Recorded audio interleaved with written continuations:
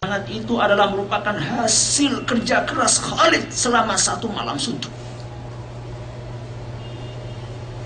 Begitulah ulama kita mencontohkan berbakti kepada orang tua. Siapa di antara kita yang sudah berbakti sedemikian rupa kepada orang tua kita?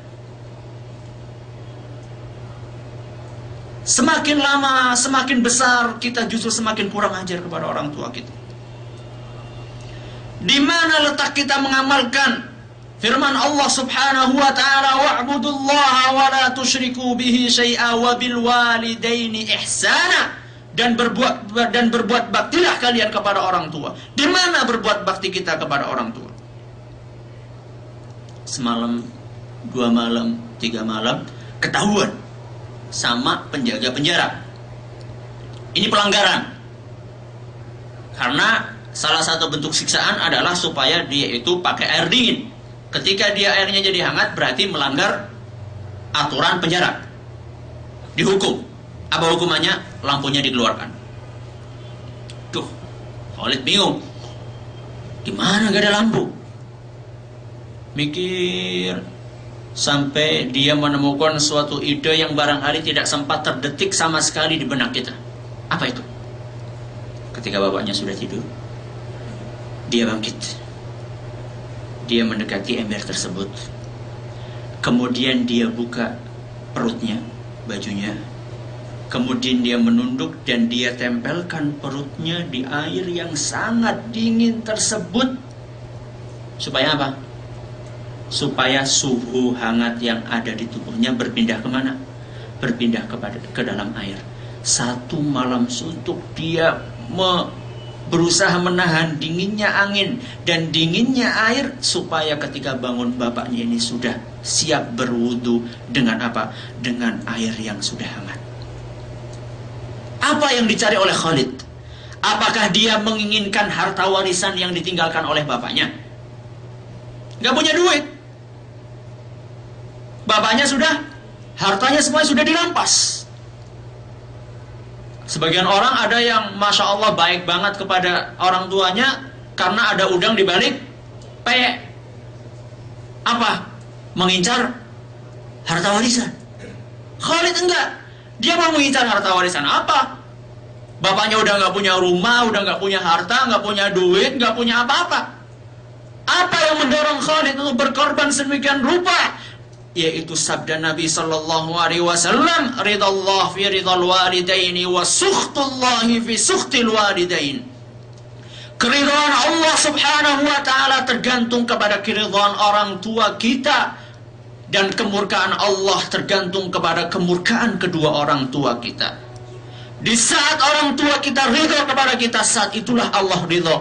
Tapi di saat orang tua kita durhaka, maka tunggulah Allah pun durhaka kepada kita. Perintah Rasul sallallahu alaihi wasallam. Yang kedua adalah menjauhi larangan Rasulullah sallallahu alaihi wasallam. Larangan Rasul sallallahu alaihi wasallam banyak. Dan yang paling besar adalah apa yang disebutkan oleh apa? Oleh ayat tadi, yaitu wala tusyriku bihi syai'an. Dan janganlah kalian berbuat syirik. Mungkin ada orang yang mengatakan, ini pengajian, kalau pengajian di Islamic Center nih ngomongnya syirik melulu, apa enggak bosan ngomong masalah syirik? Kita enggak akan bosan ya akhi. Kita akan terus ngomong masalah syirik. Kenapa? Karena dosa yang sedemikian besar dari perbuatan syirik tersebut. Di antaranya adalah firman Allah Subhanahu wa taala, "Walaqad uhiya ilaika wa ilal ladzina min qablik la in asyrakta la yahbatanna 'amaluk."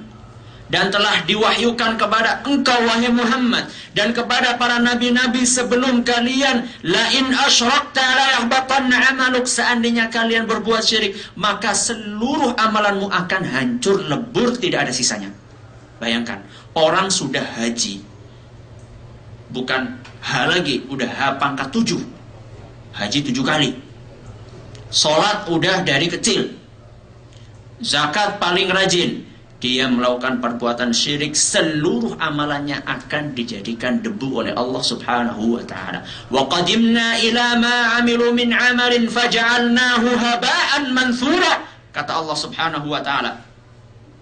Dan kami datangkan amalan-amalan mereka, kemudian kami jadikan debu yang berterbangan, alias tidak ada gunanya. Makanya kita nggak bosan untuk bicara masalah syirik. Sedemikian besar dosa tersebut. Ini yang pertama. Yang kedua, sedemikian besar dosa tersebut, masih banyak di antara kaum muslimin yang terjerumus kepada perbuatan syirik. Masa iya? Ini juga besok akan kita bahas lebih luas. Contohnya satu aja malam ini, sisanya besok.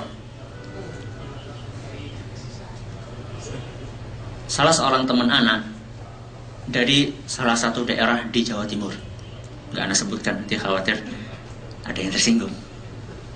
Dia cerita, suatu hari anak sama bibi anak berkunjung ke suatu kota di Jawa Timur, pengen silaturahmi kepada seorang wali. Wali masih hidup. Akhirnya setelah sampai di sana, kami pun dipisah. Perempuan sendiri, laki-laki sendiri. Ruangnya sendiri-sendiri. Setelah selesai kunjungan, teman anak ini tanya sama bibinya, "Bi, tadi gimana walinya?" "Oh ya, tadi ceritanya gini. Begitu kami masuk ke suatu ruangan yang khusus untuk wanita, di situ walinya sudah duduk. Tapi anehnya, wali itu tidak selembar benang pun menempel di tubuhnya." Alias apa? Alias gak pakai pakaian. Kemudian dia menyuruh pembantunya, "Ambil rokok."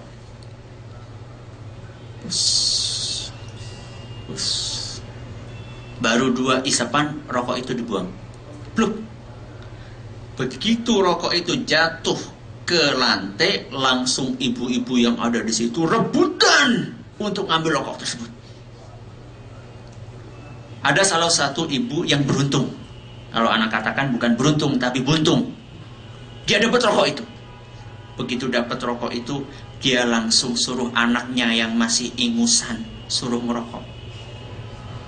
Ketika ditanya apa? Supaya dapat berkahnya Mbah Wali dan supaya dia pintar. Ini loh potret masyarakat kita.